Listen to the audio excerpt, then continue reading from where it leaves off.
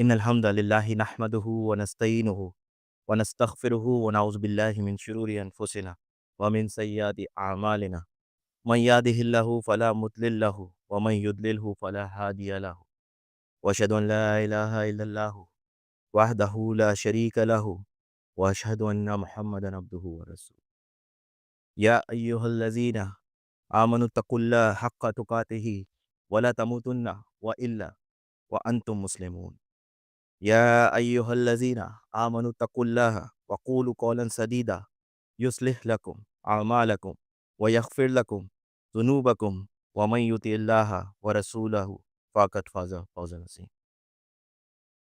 Praise belongs to Allah. We praise Him as we ask Him for guidance and forgiveness. And we seek protection in Allah from the malice of our own souls and the evil of our actions. Whom Allah guides, no one can lead him astray. And whom He makes astray, no one can lead him back to the right path. I bear witness that there is no deity but Allah by Himself, no associate to Him. And I bear witness that Muhammad sallallahu alaihi wasallam is His slave and messenger.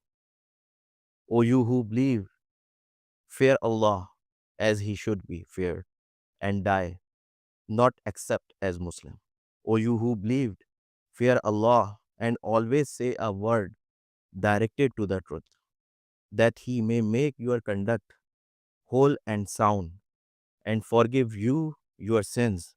He that obeys Allah and His Messenger has then attained the highest achievement. رب اشرح لي صدري ويسر لي أمري وأحلل عقدة من لساني يفقهوا قولي. قال الله سبحانه وتعالى إن في القرآن الكريم ولا تكونوا كالذين نسوا الله فأنساهم أنفسهم أولئك هم الفاسقون. Surah Hashar, ayah number 19. Do not be like those who forgot Allah, and so He made them forget themselves. Today, inshallah, I will try to share some reflection and insight from a very powerful place in the Quran, Surah Hashar. Surah Hashar is unique for many reasons. One of those reasons is that at its end, you have a collection of Allah's name that is not found anywhere else in the Quran, in that specific arrangement. It is unique and it is a reminder of Allah, that who is Allah. Allah has defined Himself, that who is He, like no other place in the Quran. Like Huwa Allazi, La ilaha illa huwa al-malikul quddus salamul mu'minul muhaiminul azizul jabbarul mutakabbir. So these are Allah's name, which shows Allah's attribute. So Allah defined Himself, that who is Allah. That's in Surah Hashar. And there is one more feature in this surah about the Quran, which Allah said that if we send down this Quran onto the mountain, that mountain will be torn apart. So that's the attribute, that's the feature of the Quran. In the same surah, Allah subhanahu wa ta'ala has mentioned, لو أنزلنا هذا القرآن على جبل لرأيته. If we send down this Quran upon a mountain, you would have certainly seen it humbled and torn apart. So in Quran, Allah has identified or sure or mentioned His identification and Quran itself, that what is Quran is like. And He sent down that Quran on the heart of the humans. That's the biggest burden, if we feel, that which can't bear by the mountains itself. But Allah choose humans to bear that burden, to carry that burden. And before these two places in this ayah, in the surah, Allah subhanahu wa ta'ala mentioned or give us a powerful warning Allah Ta'ala warned us, وَلَا تَكُونُوا كَالَّذِينَ نَسُوا اللَّهَ فَأَنْسَهُمْ أَنفُسَهُمْ أُولَٰئِكَ هُمُ الْفَاسِقُونَ. The same ayah which I recited in the start. Don't be like those who forgot Allah, and so He made them forget themselves. Allah is saying that don't forget Allah, otherwise you're gonna forget yourself. You're gonna forget yourself. He made them forget themselves. How one can forget himself? We always very conscious about us. If we feel hungry, we eat food. If we have to go out, we wear shoes, we wear clothes to protect from to get protected from weather. So how one can we forget himself? So what does Allah means in this ayah? It means that we forgot our reality, our essence, our true essence, the incredible soul which Allah subhanahu wa ta'ala placed within us. The incredible soul which was so powerful that when Allah subhanahu wa ta'ala breathed into Adam alayhi salam, then all the angels prostrate in front of the Adam alayhi salam. This is so powerful. And we forgot that what is the value inside us, our inner value, which is defined in the Quran. This is not defined by any motivational speaker. The biggest motivational speaker is Allah subhanahu wa ta'ala itself. This is why Allah subhanahu wa ta'ala mentioned in the Quran, the angels who worship Allah more than any human, they prostrate in front of the human, Adam alayhi salam. But when someone forgets Allah, they forget that inner power, that inner nobility, that inner light. And what he or she starts saying himself or herself is like an ordinary person, as an insignificant, and measure himself or herself as a materialistic or as a worldview. So that's what has been done if we forgot Allah. They start seeing or defined only by material concern, social pressures, careers, appearance, worldly priorities. They lose their sense of value. This has deep relevance with today's world. Muslims often feel politically powerless, economically powerless, strategically powerless. We feel our hands are tied. We don't have any influence. That's why we saw the bloodshed in Gaza. Now we are seeing in Sudan. Muslims are fighting. Kuffars are killing Muslims. So we don't have any kind of influence. We feel so powerless. Now at this point, I want to take you in the Makkan period. Think about the Sahaba radhiyallahu ta'ala ajmain. What would you see? A small persecuted group with no political relevance in Makkah, no money, no institutions, no army, no influencers with them, no media influencer, no media, no influencer, no media influencer.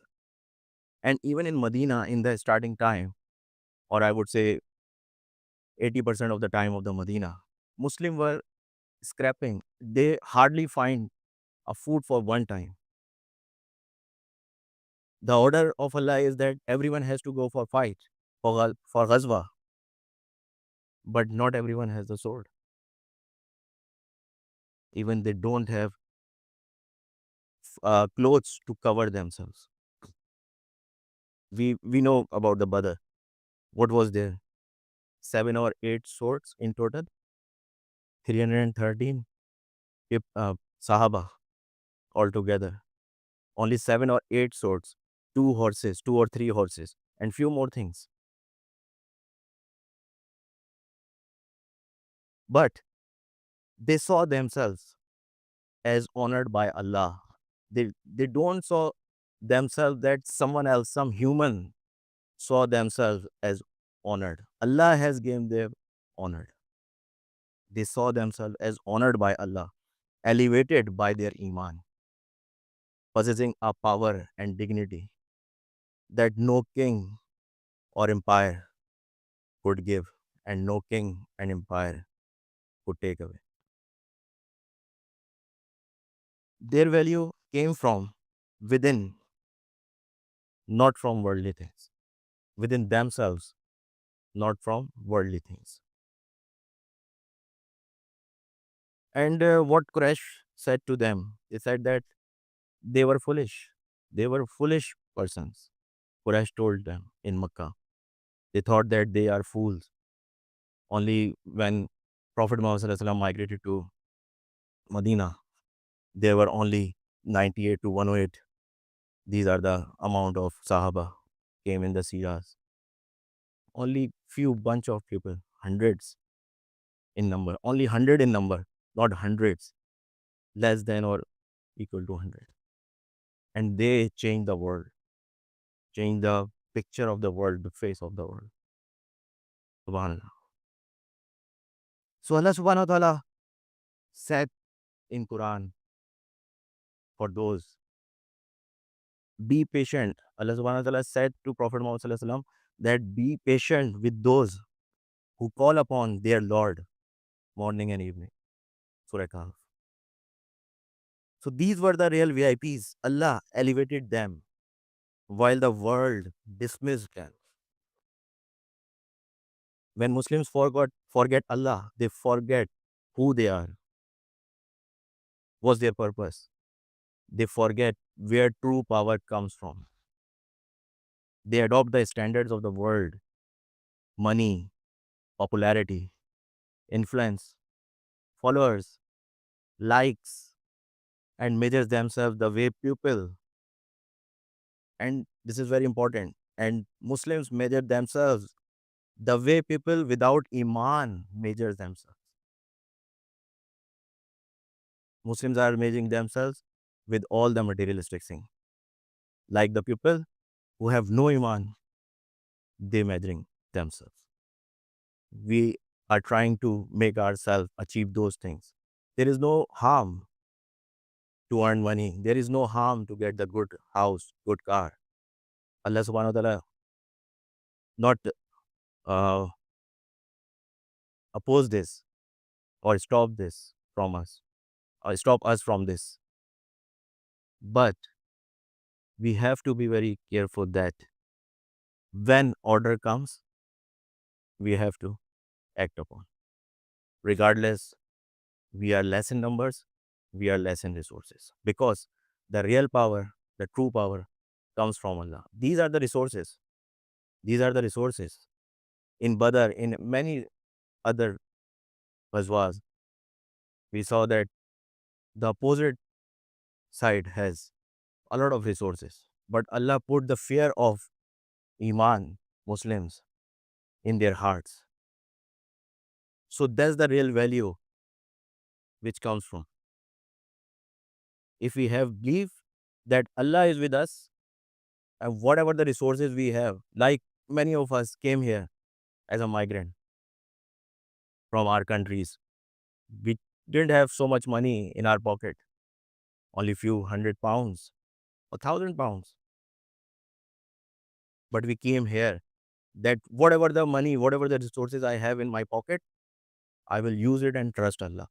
Allah will make the way.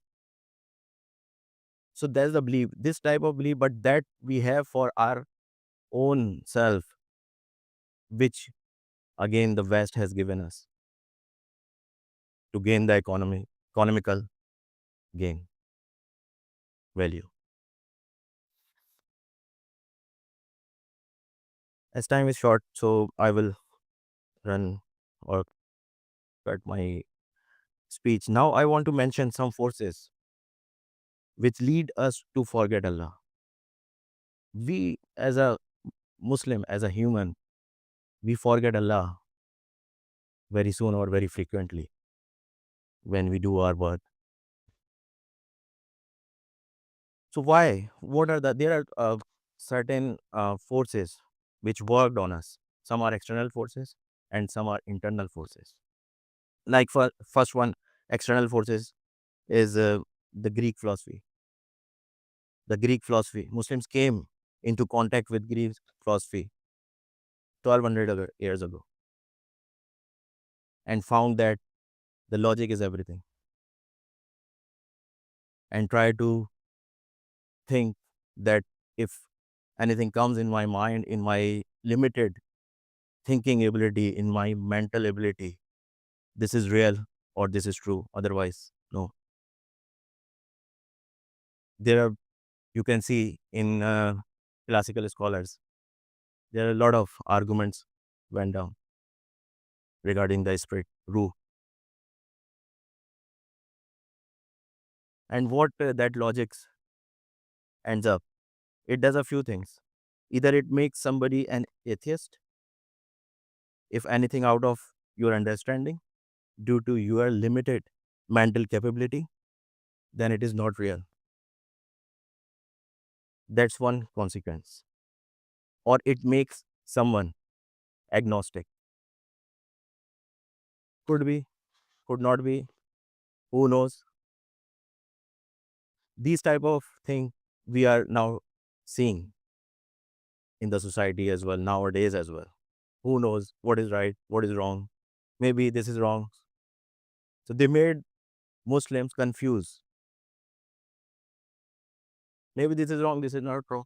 Maybe your worship, the way of worship is wrong, or maybe mine is wrong. Maybe mine is correct, or maybe yours is correct. So agnostic.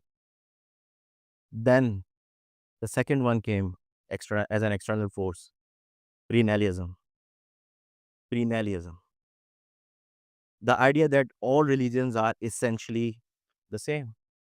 Spiritually, all religions are same. What you are seeing nowadays in school, that they taught or teach the kids that Christianity is also okay, Hinduism is also okay, Judaism is also okay, Islam is also okay. It's your choice, whatever you wanna adopt. So that's another force which shaped up our thinking. The third one is definitely scientific revolution, scientific advancement. Definitely, science produce incredible advancement, and we as a Muslim and Islam not reject. In fact, all these scientific in advancement are on the basis of Muslim scientists.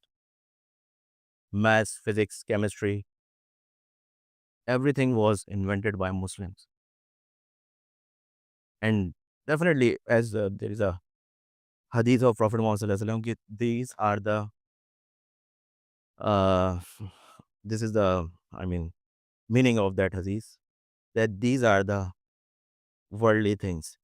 Okay, can you guys come forward, please? There are some brothers waiting behind. Please come forward and fill the space. So these are the worldly things. Those who do hard work, they will get it. Doesn't matter Muslim or non-Muslim. We did hard work previously. We achieved the glory. Now they did. They are doing. Result is in front of us.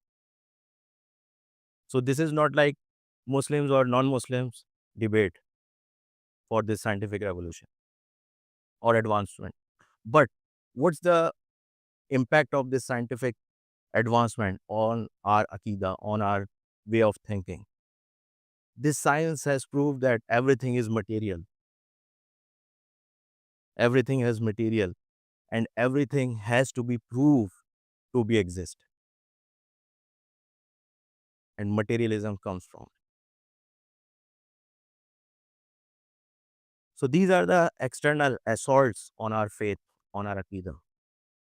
Now, quickly come onto the internal threats. The first internal threat is group thinking. Being raised in a certain environment, and we think that, oh, we are only right and all others are wrong. And we want to follow or carry those practices only. So that's the one thing which stops one's learning. He doesn't want to see outside his group or her group. The second internal threat is seeking validation. That's also very dangerous. That we have some certain ideas, we carry certain ideas, and we want validation from others that, oh, these are the correct. And we find that person is right only, those who validate our ideas. The third is cult like leadership, charismatic teachers, scholars, those bound us not to do anything more which he told to do, or you have to seek approval from him every day. These are the facts in our society. This is not real, regardless Arab or Ajam, regardless. Like in our society, we know that Quran study Quran and understand it. Those who are not Arabic native, so they don't know. They usually don't read Quran or study Quran with translation, with context. But the same situation in Arab as well. They also don't understand. They just read if they know the meaning of the words, but they don't know the depth of that word or that revelation. And it happens before 1400, since 1400 years ago, because Abu Lahab, Abu Jahl also Arab, Walid bin Mughira also Arab. They don't understand. So it doesn't mean that if anyone is Arab, so they have more understanding of deen. I'm just finishing quickly. Instead, okay, the fourth one is uh, social media, I would say, the influencers. We only listen those influencers which we like. We don't investigate either he or she is saying according to Quran or Sirah or Sunnah. We just like that guy or lady. We start listening because again the same problem. He or she is validating your ideas, whatever you already has learned or carry. So that's why. So these are the internal threats.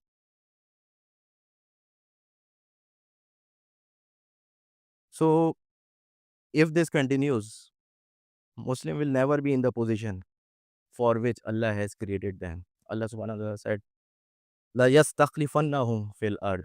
Surah Nur, ayah 55. And we certainly given them